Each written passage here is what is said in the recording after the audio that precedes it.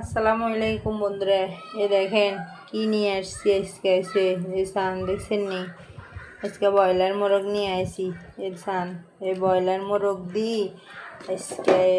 দেখছেন নি? আলু আলু দিয়ে একদম জল পাকামো। এই ব্রয়লার মোরগরা আগে বাজি করতে হলে আগে সান কিয়ে দিয়ে এগুলো হচ্ছে লাল মরিচের গুঁড়া দিছি, এই সানে হলুদের গুঁড়া, এগুলো দিয়ে ভালো করে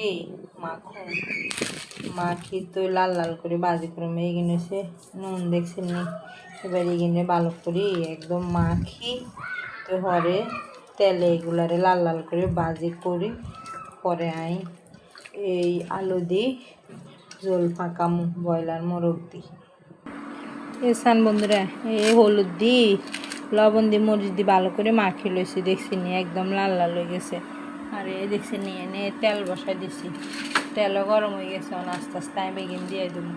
এই দেখছি নি এই তেল গরম হয়ে গেছে, বেড়াই সব আস্তে আস্তে দিয়ে দেবো। বন্ধুরা এই মাংস সবগুলা দিয়ে দিছি। এই এই এনে কয়টা রয়েছে, পাতিল ছোটো তো আনে না মাংস বেশি। এগুলো হওয়ার পরে আবার এগুলো দিয়ে দেবো। একদম লাল লাল করে কড়া কড়া করে বাজি করুন, বুঝছি না বন্ধুরা। এই কান বন্ধুরা, আর এই মাংস এক ফিট ভাজ হয়ে গেছে। দেখছেন নি একদম লাল লাল হয়ে গেছে। উল্টাই দিচ্ছে, এই ফিট ভাজ হইলে পরে নামাইলো মারে ঘরে এগিন বাজা দিব। এগিন রয়েছে না, এগিন বাজি করুন, এগিন এক ফিট হয়ে যাবে। মাংস সবগুলা বাজ হয়ে গেছে। এই সব একদম লাল লাল করে বাজি করে এলাইছি। এবার এনে বড় একে পাতিল বসাই দিছি। এবার এই মাংস বাজি করছি না, ওই তেল এগুলো দিয়ে এই মাংস বাজি করার তেল দিয়ে দিছি। ইগিন দিই এবার রান্না এটা পুরো করিয়ালাম। এনে বসাই দিছি, তেলও গরম পাতিলও গরম। এবার পেঁয়াজ আর কাঁচামরিচ দিয়ে দেবো। এই তেল গরম, কাঁচামরিচ দিব। এই কাঁচামরিচ দিয়ে পেঁয়াজ আরও কটা দেবো। পেঁয়াজ এগুলো লাল লাল করে ভাজি পরে একে একে মশলা দিয়ে দেবো। বন্ধুরা পেঁয়াজ আর কাঁচামরিচ অনেকখানি নরম হয়ে গেছে। এবার আমি একটু পানি দিয়ে দেবো, যেন গুঁড়া মশলা দিব না, গুঁড়া মশলা যেন না পড়ে। পানি দিয়ে দিচ্ছি। এবার একে একে সবগুলো গুঁড়া মশলা দিয়ে দেবো।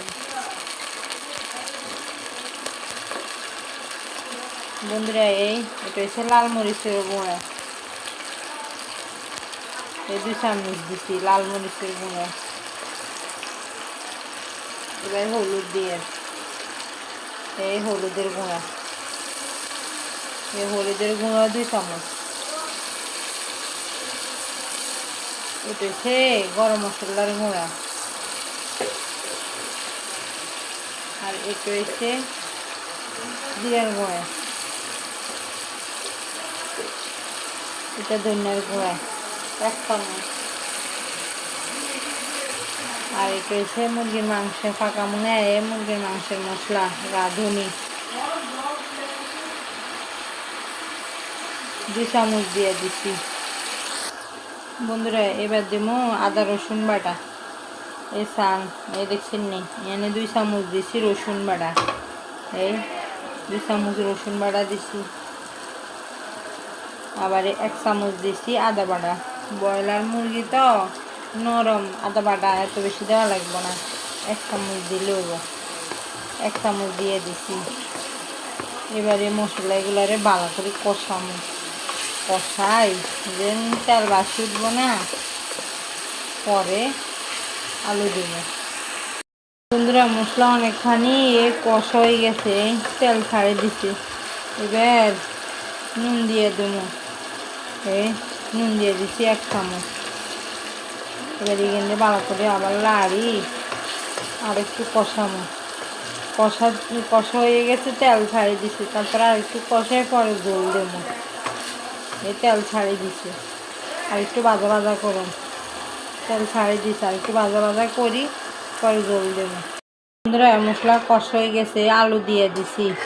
আলু যখন মজবো না তখন মুরগির মাংস দিয়ে মাংস দিতে না দিলে ভাঙি দেবো। আলু অনেক শক্ত, এই কষানিতে আলু এগুলো মজি যাইব অনেক দেখছি নি বন্ধুরা, কালারটা অনেক সুন্দর আসছে বন্ধুরা। এই জলে আলু এগুলো সবগুলো মজি গেছে কষানিতে। এবার আমি দিয়ে দেবো মুরগির মাংস এখানে দিয়ে দেবো। মাংস আগে দিন কিনলে মাংস ভাঙি দেবো এনে এখানে সব মজি গেছে স্নান করে দেখাই আর এই সান দেখছেন নিয়ে ভাঙি গেছে মজি গেছে। এবার মাংস সবগুলো একসাথে দিয়ে দেবো। এই সব মাংস দিয়ে একসাথে সব ডালে দিয়ে পরে মাংস এগিয়ে জলে কষানি হলে পরে আবার জল দিয়ে দেবো বন্ধুরা। মাংস সবগুলো এই দিয়ে দিছি। এবার আলু তো মজি গেছে। এবার এই কষানিতে একটু কষবো, পরে সামান্য পরিমাণ জল দেবো, বেশি দিতাম না, আলু তো মজি গেছে না আগে, সামান্য পরিমাণ জল দেবো। এগুলো শুকাইলে জলেগুলো একদম শুকিয়ে গেছে, একদম কষা কষা হয়ে গেছে। আবার নতুন করে জল দিয়ে দেবো। নতুন করে আবার জল দিয়ে অল্প পরিমাণ দিছি কিনলে আগে আলুও মজা আবার মাংস তো বাজা লেগে জল বেশি দিন সামান্য পরিমাণ দিছি। এবার যখন এগুলো জোশ হয়ে কমে যাব না, প্রায় মাখা হইব, তখন চুলা বন্ধ করে দেবো বন্ধুরা। জলগুলো কমে গেছে আর মাংস রান্না হয়ে গেছে, একদম পারফেক্টভাবে হয়ে গেছে। কালার কি সুন্দর আসছে দেখছেন নিয়ে, একদম পারফেক্ট কালার। চুলা বন্ধ করে দিছি বন্ধুরা। ভিডিওটা যদি ভালো লাগে লাইক করে দিবেন, কমেন্ট করবেন, একটা শেয়ার করে দিবেন আর কমেন্টে জানাবেন মাংস রান্না কেমন হয়েছে। আসসালামু আলাইকুম বন্ধুরা।